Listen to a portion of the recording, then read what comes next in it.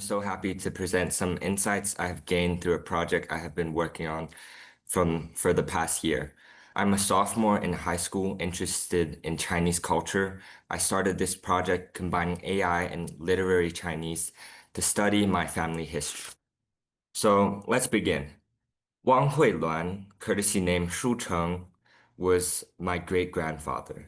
He received the rank of Jieyuan, which is first place for provincial imperial examinations in 1902 in Hubei province. Over the course of time, he transformed from a Qing Dynasty official to a revolutionary alongside Dr. Sun Yat-sen, who is the founder of the Republic of China. In my past project, I have focused on a paper he wrote, which is called, translated to, The Grand Minister Uses the Method of Land Accounting to Categorize the Living Things of the Five Types of Land. So now I can give you guys some context on how this essay came and like where this is all from. So Wang Shucheng wrote 8 essays discussing the many government policy topics during the examination, and they are all in this book, which I have used to transcribe all these essays. And yeah, so the essay Grand Minister uses method of land accounting, which I will refer to later as just Wang's essay or the method of land accounting, discusses how land in China should be categorized for agricultural production. Um, I have analyzed his essay in order to see if the revolutionary ideas he developed later in life can be traced to his earlier works. I will be comparing my reading with AI's reading of his essay, concentrating on how sycophantic AI can help with your interpretations on literary Chinese. That's my core question. So these are my research questions. First, does Wang Shucheng express his revolutionary ideas in the essay through the term "he"? How can AI intervene productively in my interpretation of "he"? And the process of bias canceling answered these questions for me.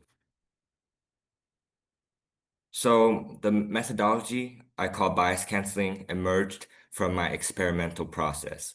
It involved the following steps. First, I conducted research myself by transcribing and translating the text. With my interpretation, I concluded that Wang was in fact questioning the traditional land categories listed in the Rites of Zhou, which is a Confucian work on bureaucracy and organizational theory.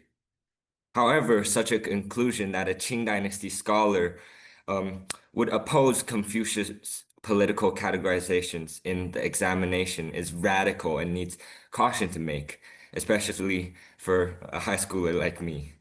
If I had accepted this conclusion, it could possibly overturn how we think about late Qing provincial examinations in Hubei, because it could suggest that the examiner approved of revolutionary thought and that Wang was confident enough to write about that in this essay that like every 3 years happened.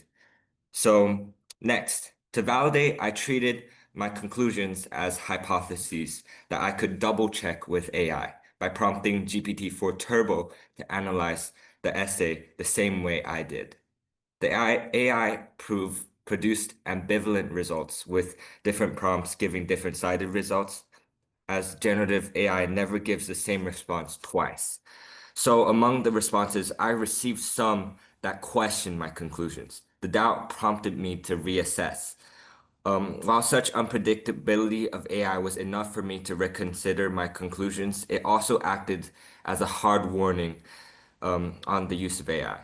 The AI canceled my bias about revolution, and I used my judgment to override the sycophancy of AI. This method could be called bias canceling. Bias canceling utilizes the unpredictable results of AI to show new perspectives of a problem. Finally, bias canceling assisted my process of understanding Wang Shucheng's essay, pushing me to look for more evidence in the essay and secondary sources, which led to my new conclusion. and a more well-considered conclusion. So, in Wang's essay, a particular passage that makes generalizing statements marked by the Chinese particle fu caught my attention. These statements Wang made are based on the five types of land that are categorized in the rights of Zhou. So Wang uses almost the same phrasing that is found in the rights of Zhou, which has a paragraph that begins using the method of land accounting to distinguish the living things of the five types of land, which is in the Di Guan Si Tu chapter of the rights of Zhou. The rights of Zhou list the characteristics of plants and animals who live in each type of land. This table shows the characteristics of the plants and animals who the rights of Zhou categorized and my first interpretations of Wang's essay. As you can see, they're kind of mismatched. That's how I interpreted at first, which gave my conclusion of Wang doubting the Confucius rights. And so the five types of lands are mountainous and forest lands, swamplands, mountains, flatlands near water, and wetlands. And you can see the categorizations of the animals and plants that the Wrights made and the same terms that Wang used in his essay.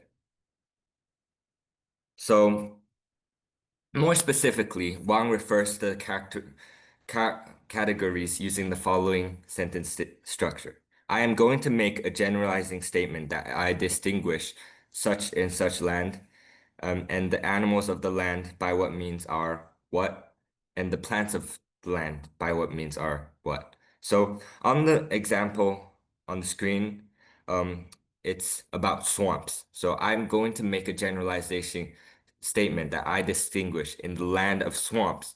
The animals by what means are considered to have scales, and the plants by what means are considered to be good for oil. And so my referencing the rights of Zhou quotation, Wang adds 何以, which I translated as by what means to question his claim. That was my first conclusion.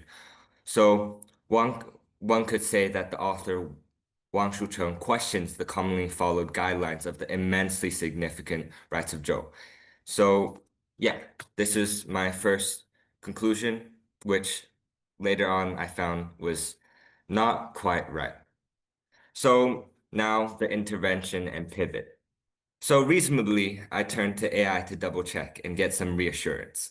As you can see, AI actually thinks Wang is agreeing with the rights of Zhou. In the response ChatGPT, it says the second passage largely confirms the categorizations of animals and plants found in the rights of Zhou rather than contradicting it.